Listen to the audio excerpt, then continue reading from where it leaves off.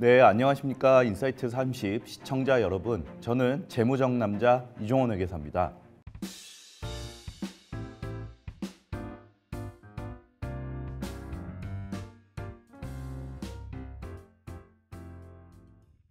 오늘 말씀드릴 주제는 한국 프로야구입니다.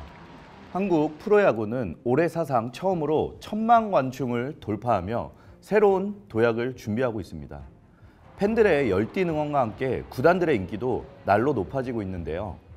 하지만 그 이면에는 여전히 재정적 어려움을 겪는 구단들도 존재합니다. 국민 스포츠, 국민 문화로 자리 잡은 KBO 리그가 지속 가능한 성장을 위해 나아가야 할 방향은 무엇일까요?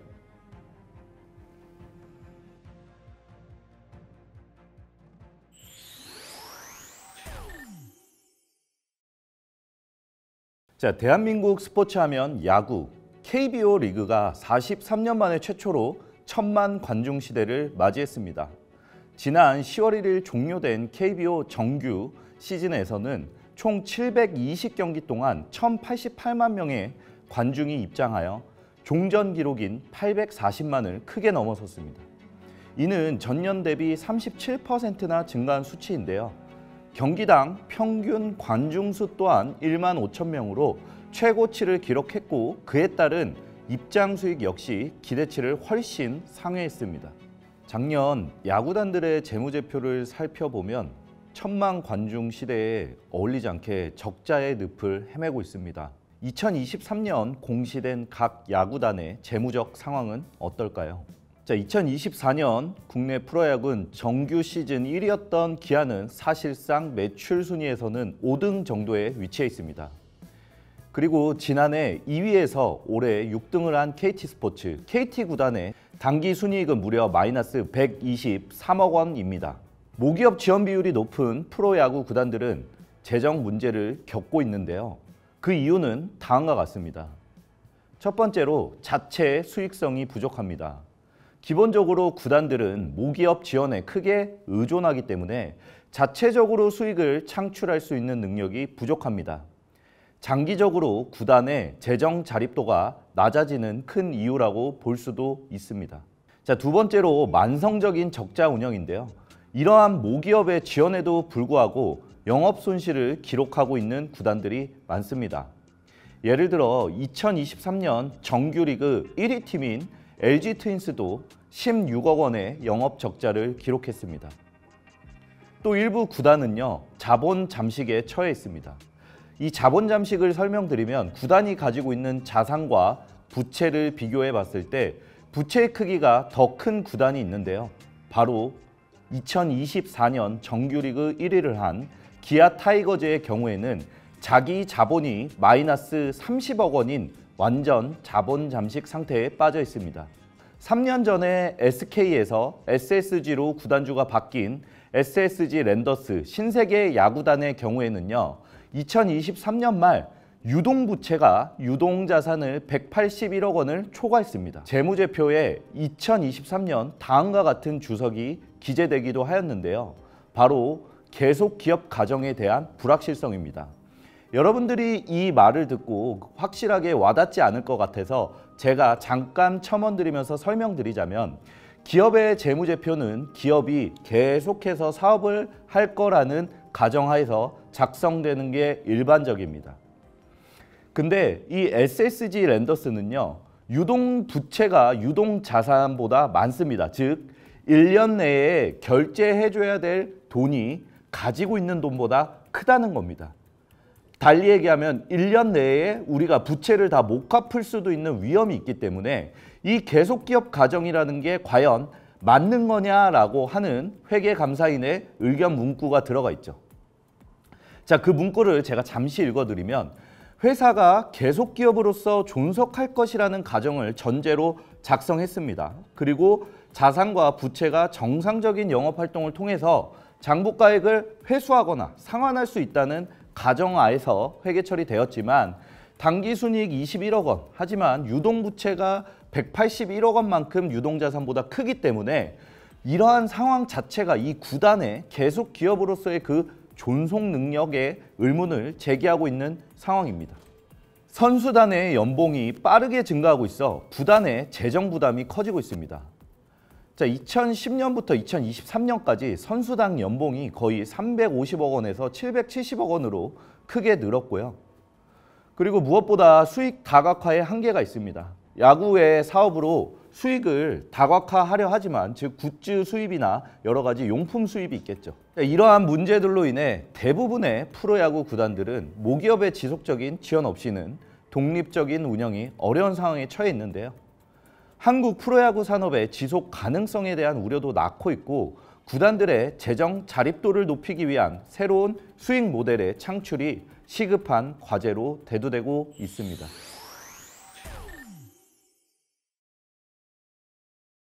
네, 안녕하십니까? 안녕하세요.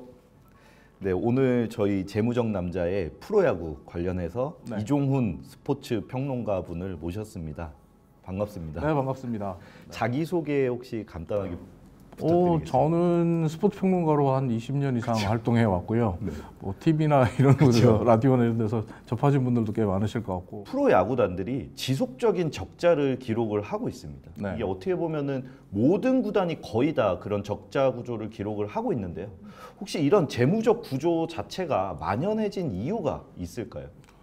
실제로 우리 프로야구는 미국 메이저리그라든지 아니면 일본 NPB와는 조금 독특한 구조를 갖고 있다고 봐야 돼요. 그게 무슨 말이냐면, 자, 우리 프로야구를 소유하고 있는 모기업이 있는 키움 히어로즈를 빼고 나면 네네. 모기업이 있는 구단들 같은 경우에는 실제로 이 구단들의 매출에서 가장 많은 부분을 차지하는 게 모기업 지원금, 특수관계자 매출이라고 하는데 이 네. 특수관계자 매출인 모기업 지원금이 가장 많은 포지션을 차지하거든요. 네. 근데 모기업 입장에서 본다면 프로야구단을 운영하는 것이 일종의 사회공헌인 측면도 있겠지만 모기업의 홍보적인 측면도 있잖아요. 그렇다면 우리가 대기업들이 소유하고 있는 대기업들과 관계가 있는 프로야구단을 바라볼 때, 자, 기아 타이거즈, 뭐 삼성 라이온즈, 이런 LG 트윈스 이런 팀을 봤을 때 기아 타이거즈가 한국 GM 광고하는 거 보셨어요?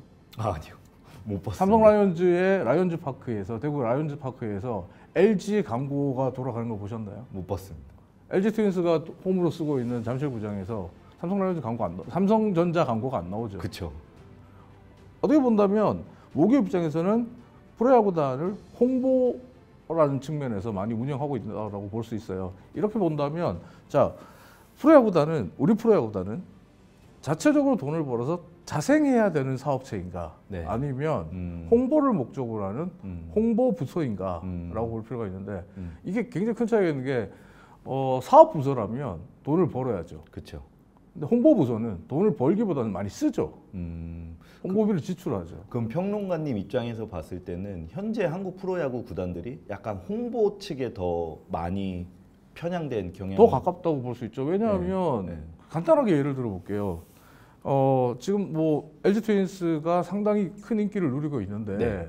LG 트윈스가 경기를 하는 뭐 서울 잠실 야구장이라든지 아니면 LG 트윈스의 유니폼에, 선수들 유니폼에 네. 광고를 하고 싶어하는 기업들은 많겠죠. 아, 네네네. 그러면 광고를 할 때, 자, 삼성전자와 LG전자를 소위 말하는 비딩을 시킬 수 있어요. 아, 경쟁을 해야만 더 유리한 가격을 얻을 수 있겠죠. 그렇죠. 근데 그게 가능한 구조가 아니잖아요. 그렇죠. 이미 엄마가 다 정해져 있는데. 그렇죠. 네. 삼성전자 광고 안 돼. 그러니까 기아 타이거즈 입장에서 본다면, 자, 자동차 광고를 우리가 많이 합니다. 네네네. 그러니까 기아 광고, 현대차 광고도 하지만 네. 현대차만 광고합니까? 외제차 브랜드라든지 한국 GM도 그렇죠. 차량 광고를 원하잖아요. 그렇죠. 여기서 비딩을 해야 가격이 올라가는 거거든요. 그러니까 평론가님 말씀은 비딩을 통해서 이제 기아 선수들이 기아 로고가 아니라 뭐 예를 들면 벤츠라든지 네. BMW 기아 로고. 타이거즈를 받고 있지만 네. 그런 구조가 될 수 있어야 되는 거거든요. 아, 그게 원천적으로 막혀 있잖아요. 그렇죠. 구단들이 모기업의 지원을 받는 상황에서 다른 회사의 로고를 넣는다는 일은 사실 상상하기 어려운 일이죠. 그렇죠. 네. 게다가 또 우리 야구 같은 경우 또 하나의 특징 중에 하나가 야구장을 소유하고 있는 구단이 없잖아요. 그렇죠. 대부분 그럼 야구장은 누구 소유인가요? 지자체 소유죠. 지자체 지자체 소유고 거기서 이제 임대 계약을 맺고 있는 건데 네. 한마디로 말해서 식당을 하는 자영업자와 똑같아요. 열심히 노력해서 돈을 벌고 있는데 네. 건물주님이 계신 거죠. 아, 그러니까 예를 들면 지난 2022년 지금 조금 바뀌긴 했습니다만 2022년에 LG 트윈스와 두산 베어스 같은 경우에 한 시즌을 치르는 동안 그 광고 수익을 내잖아요. 잠실 야구장에서 광고 수익이 되잖아요. 근데 그때 광고 수익이 170억 원이 넘었어요. 170억 원이 넘었는데 LG 트윈스와 그 두산 베어스가 그때 가져간 돈은 구단별로 한 7억 5천 정도 돼요. 그럼 나머지 돈은 다 어디로? 서울시로 가죠. 물론 여기에는 이제 그 매년 임대료로 내는 구장 사용료로 이용료로 내는 15억 원을 제외한 금액입니다. 근데 어쨌든 간에 프로야구 경기를 보기 위해서 야구장을 찾는 분들이 있기 때문에 야구장 광고가 형성되는 거잖아요. 광고 시장이 존재할 수 있는 게 프로야구 경기를 LG 트윈스와 두산 베어스가 1년 내내 해줘야 되죠. 144경기를 해줘야 되잖아요. 그렇죠. 근데 이제 이 두 팀은 어떻게 보면 건물주님이 따로 계시기 때문에 자영업을 하는 입장에서 가져가는 돈이 없는 거예요. 그러니까 식당 주인이랑 똑같아요. 그러니까 그 식당 주인은 열심히 식당 장사를 하지만 몰려온 손님들이 보는 광고비에 대한 거는 건물주가 다 가져가는 구조다 보니까 식당 주인은 사실상 이제 뭐 원재료값 빼면은 남는 게 거의 없는. 그렇죠. 인건비 빼고 뭐 여러 가지 빼고 하면 힘들어지는데 그런 얘기 많이 하잖아요. 건물을 소유하고 있는 식당 주인은 돈을 많이 번다. 똑같아요. 메이저리그 같은 경우는 거의 무상에 가까운 형태로 임대를 하고 있거든요. 아니면 아주 저가, 매출에 비해서 아주 적은 포지션에 임대료만 낸단 말이에요. 그리고 대부분의 매출 형성은 자기들이 가져가거든요. 그래도 이 팀들이 그래도 좋은 성적을 내면 어쨌든 광고 수입 외에도 입장료 수입이라는 게 또 있지 않습니까? 입장료 수입이라는 것도 딱 정해져 있죠. 어떻게 보면 구장의 크기가 있으니까 뭐. 들어갈 수 있는 좌석 수가 한정돼 있잖아요. 그리고 입장 수입 같은 경우는 좋습니다. 올해 같은 경우 1,000만 관중 시대를 돌파하면서 우리 프로야구 전체가 1,500억 원의 입장 수익을 냈거든요. 굉장히 지금 흥행도 잘 되고 있고 좋아요. 좋은데 이런 측면을 생각해 볼 수 있죠. 우리 같은 경우는 미국 메이저리그와 일본 프로야구 NPB와 비교해 봤을 때 우리만 갖고 있는 독특한 입장 수익 구조가 있어요. 그게 뭐냐면 홈팀이 입장 수익이 72%를 가져가고 원정팀이 28%를 가져가는 분배하는 정책을 갖고 있거든요. 메이저리그랑 일본 프로야구는 이런 게 없습니다. 홈팀이 다 독식합니다. 근데 우리 같은 경우 이걸 하는 이유가 과거에 프로야구 초창기 시절에 서울 잠실구장은 큰데 지방구장들은 너무 열악하고 만석 겨우 될까 말까 하니까 이 자체로서는 불리하다. 우리도 서울에 가서 경기를 하는데 우리도 수익을 같이 쉐어해야 되지 않느냐. 그리고 대부분의 그 우리나라의 현실상 80년대, 90년대까지 보면 고향을 떠나서 서울로 또 수도권으로 가신 분들이 많잖아요. 그분들이 고향팀을 응원하기 위해서 잠실 야구장을 찾는 경우가 상당히 많다. 그러니까 우리 목도 필요하다라고 해서 그 우리가 갖고 있는 72대 28이라는 독특한 분배 구조가 나왔거든요. 근데 문제는 이렇게 되니까 홈팀들의 입장에서 보면 이거 어차피 수익 분배하고 나눠가지고 게다가 야구장도 우리 게 아니고 그러니까 야구장을 통한 통합 마케팅에 대한 의혹이 꺾여 있는 거예요. 어차피 내가 열심히 해봤자 그렇죠. 수익은 서울시가 가져가고 원정 경기로 오는 구단한테도 또 내줘야 되니까 내가 그렇게까지 열심히 해야 되나? 라는 기본적인 동기부여 자체가 어렵다. 그러니까 즉 인센티브가 부족하다라는 많이 떨어지죠. 그러다 보니까 통합 마케팅 자체가 우리 같은 경우 잘 이루어지지 않는다. 그래서 일각에서는 지금 시대가 변했으니까 우리도 이제는 보면 지방에 뭐 삼성 대구 라이온즈 파크라든지 그리고 기아 챔피언스 필드라든지 이 큰 구장들이 많이 지어지고 있고 하나 이글스도 역시 이제 내년부터 새로운 구장에서 경기를 하잖아요.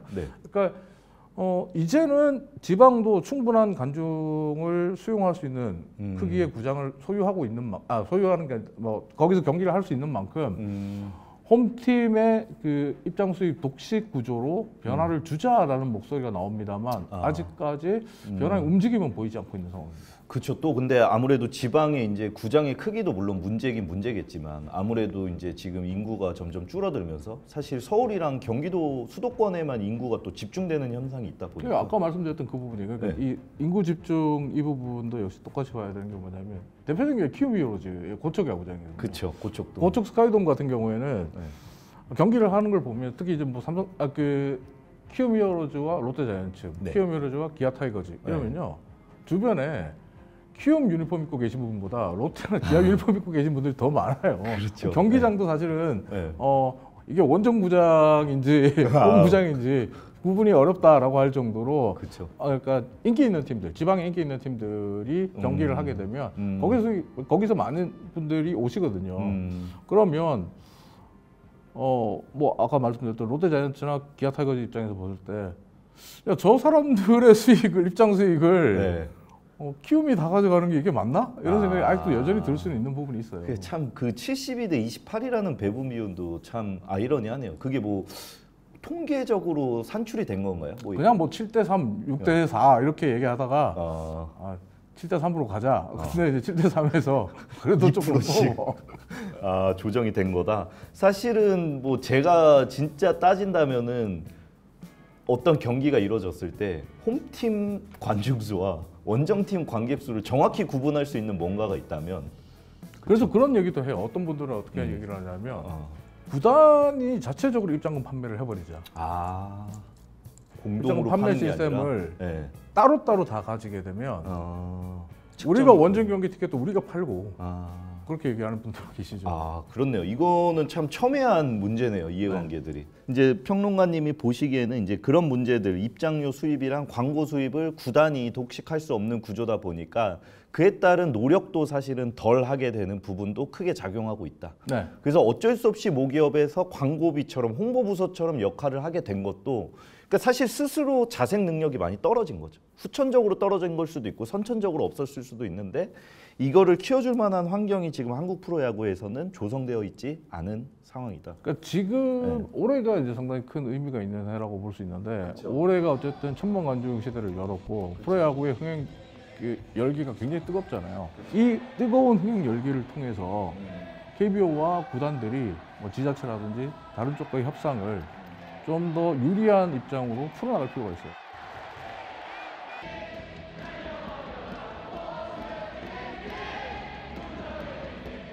앞서 말씀드렸던 잠실야구장 같은 경우에도 2023년 작년에 이제 허구현 총재가 서울시의 이제 오세훈 시장과 협상을 하면서 그나마 과거에 그 광고 수익에 대해서 구단들이 갖고 있는 그 받았던 퍼센테이지를 한 10% 가까이 올렸어요. 그래도 그렇게 변화를 줄 수 있거든요. 그렇게 본다면 이번에 천만 관중 시대를 지렛대 삼아 프로야구 우리 프로야구 KBO 구단들도 어떻게 본다면 자생력을 키울 수 있는 새로운 마케팅 통합 마케팅의 원년으로 기점으로 삼을 필요가 있다 이렇게 보고 있습니다. 그리고 이제 24년도에 대한 이제 재무 정보는 아직 공시가 되기 전이지만 그 24년부터 또 이 중계권과 관련된 중요한 변화가 있었잖아요. 일단 지상파 중계권료는 동결이 됐고요. 근데 이제 뉴미디어 중계권료가 기존에 비해서 2배 이상 올랐어요. OTT, 뭐 모바일, 태블릿, 뭐 PC 등을 통해서 볼 수 있는 것들을 얘기를 하고 있는데 이 뉴미디어 중계권료가 2배 이상 올랐다는 것은 어떤 의미가 있냐면 이 중계권료를 KBO가 받아서 각 10개 구단에 나눠주거든요. 그렇기 때문에 10개 구단의 중계권료 수입이 인상됐다라고 볼 수 있는 부분입니다. 그렇죠. 그 티빙이 이제 받고 이제 그 부분을 일부 KBO가 받고 KBO가 받아서 이제 내리는 구조다 보니까 아까 말해주신 사실은 입장료 수익이 오프라인 수익이라고 한다면 이 중계권 수입은 사실 온라인 수익이잖아요. 근데 이제 메이저리그 같은 경우에는 전 세계로 송출이 되다 보니까 이 중계권에 대한 수익 부분이 굉장히 큰 걸로 알고 있는데 KBO 리그가 사실 선수들이 메이저리그로 가서 이제 크게 활약을 하기도 하는데 이 KBO 자체에 대한 이제 좀 세계적인 관심은 어느 정도 수준이라고 볼 수 있을까요? 아직까지는 그 뭐 국내 프로야구의 관심이 가장 뜨겁다라고 봐야 되겠죠. 왜냐하면 그 야구라는 종목이 사실은 전 세계에서 축구에 비해서 크게 인기 있는 종목이 아니잖아요. 하고 있는 나라들 숫자가 적기 때문에 좀 적다라고 볼 수 있는데 상당히 중요한 부분은 이제 메이저리그와 우리 같은 경우에 이제 다른 점이 또 뭐가 있냐면 메이저리그 사무국은 중계권료에 대해서 전국 네트워크, 그러니까 전국 방송에 대한 중계권의 권한만 가집니다. 그리고 해외 중계권료 판매 권한 이 두 가지를 가져요. 그리고 나머지 로컬 방송에 대한 그 로컬 케이블과 혹은 뭐 로컬 방송국과 계약하는 중계권료 계약은 권한은 각 구단이 갖고 있어요.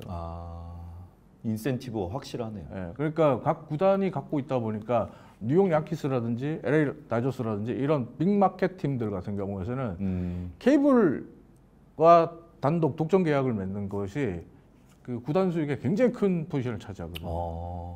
근데 KBO에서는 사실 그런 구조는 좀 없죠. 왜냐하면 우리는 KBO가 다 독식하니까. 그게 구단이 아니라 협회가 그냥 다 가져가니까. 일본 같은 경우도 사실은 네. 중계권료 협상 권한은 그 기본적으로 구단이 갖고 있어요. 근데 우리는 구단이 중계권료 협상을 갖지 못하는 구조예요. 그렇죠. 협회가 가지고 있다는 말씀이신 거죠. 앞서 말씀드렸던 뭐 야구장 구조 그리고 중계권료. 그러니까 관중 수익과 중계권료가 모든 스포츠에서 가장 중요한 재원이거든요. 그쵸. 수익 구조거든요. 네. 근데 이 가장 큰 포지션을 차지하는 수익 구조 두 개가 한국 프로야구 팀들에게는 없어요. 손발이 묶여 있는 거예요. 그러니까 뭔가 이렇게 손발짓을 하면서 수익을 창출해 나가야 되는 건데 그런 거를 휘두를 수 있는 환경 자체가 안 됐다. 그러면은 제가 궁금한 거는 KBO에서 협회에서 중계권 수입을 그렇게 받으면 어떤 방식으로 배부하나요? 각 구단별로? 거의 뭐 동일하게 똑같이 나눠줍니다. 이제 그런 것들이 이제 메이저리그 같은 경우는 인기 구단과 비인기 구단, 그 빅클럽 그리고 뭐 스몰 클럽 이런 구분을 짓다 보면 차별점을 둬야 된다. 그 차별점을 두는 방식이 바로 로컬 중계권료는 각자가 소유한다. 그리고 각자가 수익을 가져간다. 단 수익 공유를 해야 되기 때문에 각각의 팀들이 중계권 계약을 통해서 얻어낸 수익의 33% 정도를 모아서 또다시 수익을 재분배해주는. 그 중에 이제 아까 72대 28대처럼 33은 공동의 기금으로 넣어서 똑같이 나누고. 왜냐하면 그렇게 되면 빅마켓만 계속 빅마켓 팀만 돈을 벌게 되고 스몰 구단, 작은 팀들, 스몰 팀들은 계속 재정이 열악해지기 때문에 이거는 리그의 경쟁력 차원 그리고 리그의 선수 간의 그 흥행 뭐 이런 것들을 봤을 때 도움이 되지 않는다. 리그 전체 발전을 위해서는 수익 공유 시스템이 필요하다라고 하는데 우리는 그냥 뭐 수익 공유하고 말고가 없어요. 뭐 기본적으로 다 KBO가 갖고 있기 때문에. 그렇죠. 네. 또 협회에서의 그런 약간 정치적인 뭔가 그런 것도 조금 작용은 안 할 수가 없을 것 같긴 하네요. 뭔가 협회 차원에서 봤을 때 이걸 어떻게 배분할 것인가에 대한 또 논의가 있을 것이고. 가장 공평무사하게 n분의 1을 하는 거죠. 네, LG 트윈스의 경우에 2023년도 우승을 차지했잖아요. 네네. 그래서 사실 29년 만에 우승으로 알고 있는데 혹시 평론가님은 어디 팬이신지 제가 여쭤볼게요. 저는 특정 팀을 응원하면 안 됩니다. 그러네요. 예전에 제가 네. 그 DMB에서 네. 야구 중계를 하고 야구 프로그램을 한 적이 있는데 특정 팀에 대한 색깔을 빼는 게 좋더라고요. 그래서 저는 한국 프로야구 KBO 리그를 사랑합니다. 아니 제가 평론가님을 사실 처음 뵈서 검색을 하다 보니까 연관 검색어에 저 이종훈 평론가님 고향이 어딘지가 연관 검색어로 뜨더라고요. 그래요? 네. 오. 근데 서울 출신이시라고. 서울 출신인데 대구에서도 살았고요. 그러시구나. 한때는 제가 인터넷에 연관 검색어에 SK 와이번즈가 나왔었어요. 그 정도로.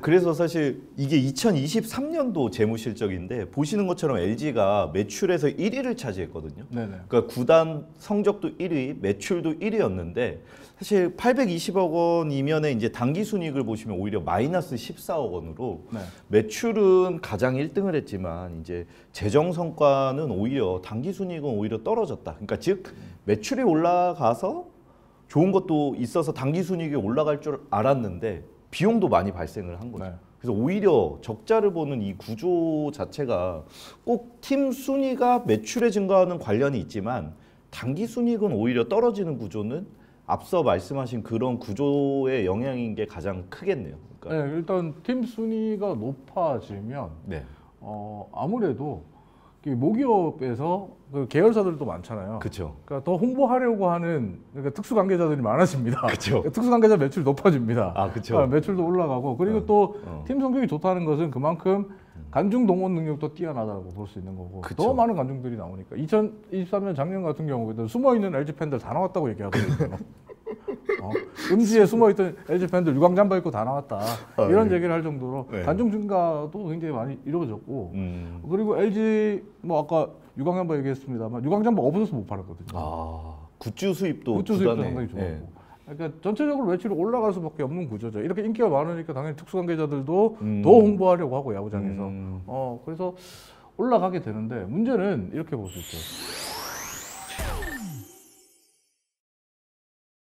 선수단 운영비, 선수단 연봉과 그리고 1년 동안 뭐 전지훈련, 해외 전지훈련 비용 그리고 1년 동안 리그를 치르는 동안에 선수들이 먹고 자고 하는 그 이동하는 그 모든 비용들을 더한 선수단 운영비가 거의 한 전체 이 1년 예산의 90% 가까이를 차지해요.